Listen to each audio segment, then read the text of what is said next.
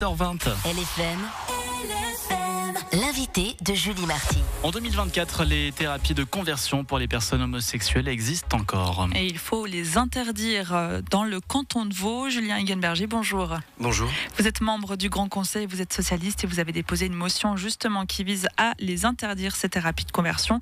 Alors de quoi on parle quand on parle de thérapie de conversion? Ce sont des pratiques qui visent à modifier l'orientation sexuelle et affective ou l'identité de genre d'une personne.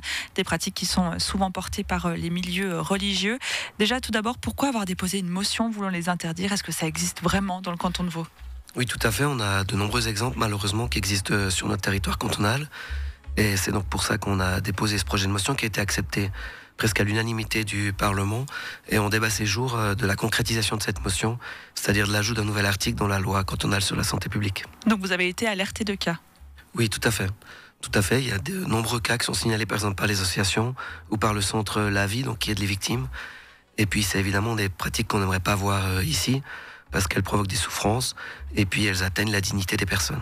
On assiste à quel type de thérapie de conversion dans le canton? Les témoignages que vous avez eus, qu'est-ce qu'ils racontent? Alors, on a différentes pratiques qui sont problématiques.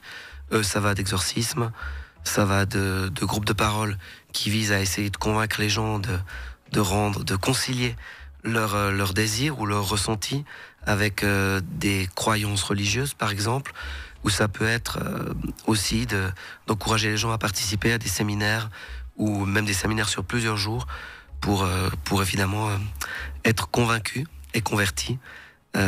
Puis évidemment que ces thérapies de conversion, elles portent...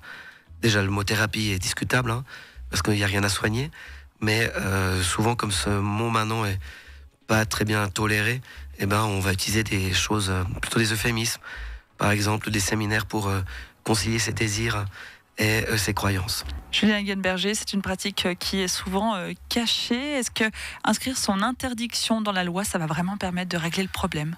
Bon, déjà, il y a un aspect symbolique, hein, de dire on inscrit ça dans la loi, donc ça donne un message que dans l'entier du canton de Vaud, eh ben, on tolérera plus ces pratiques. Ça donne aussi un message, puisqu'on a eu des problèmes avec des personnes membres du corps médical aussi, notamment des psychiatres qui ont eu des pratiques qui étaient très problématiques. Donc ça permet de donner une base légale pour les services de l'État qui régulent les professions médicales.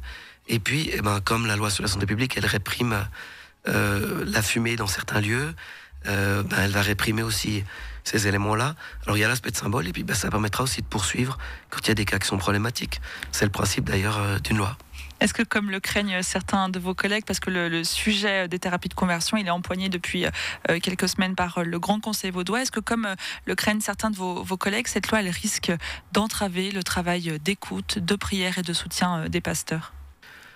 Alors, un travail d'écoute, de prière et de soutien dans un contexte religieux qui serait basé sur le consentement des personnes, sur leur liberté et qui ne viserait pas à les changer, ça sera évidemment toujours autorisé. La liberté religieuse est garantie par la Constitution fédérale. Mais si ces pratiques, elles visent à, entre guillemets, convertir les personnes, eh ben, ce sera quelque chose qui sera évidemment interdit. Donc, a priori, la plupart des choses qui ont lieu dans un contexte religieux ne posent pas de problème. Elles répondent à des besoins de personnes. Et puis, il y a quelques éléments qui, évidemment, vont faire l'objet peut-être d'enquête ou de suivi. Et comment on peut faire pour contrôler ça?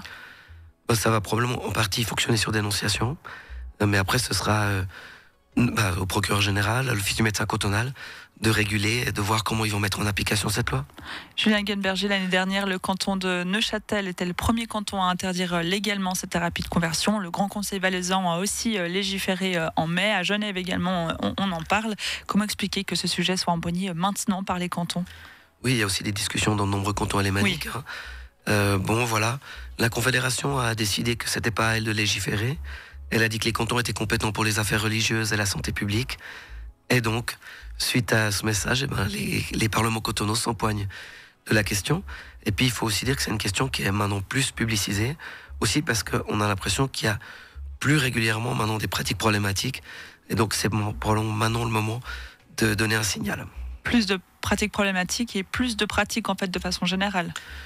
Oui, alors on n'a pas d'éléments statistiques ni d'études très fouillées, comme vous l'avez dit. C'est des pratiques qui ne sont pas toujours au jour. Hein.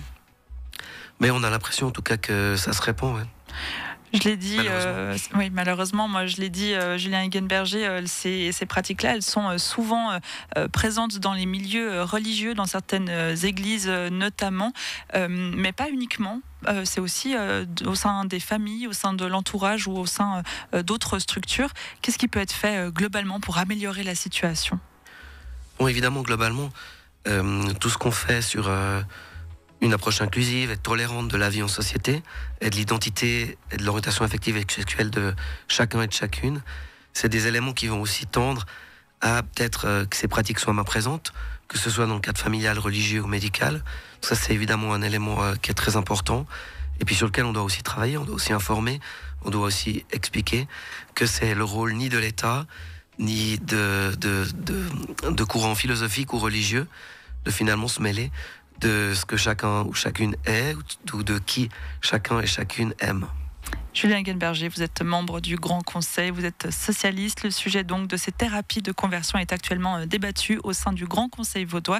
Merci d'avoir été avec nous ce matin. Merci, bonne journée. 7h26 sur LFM. Salut, c'est Santa.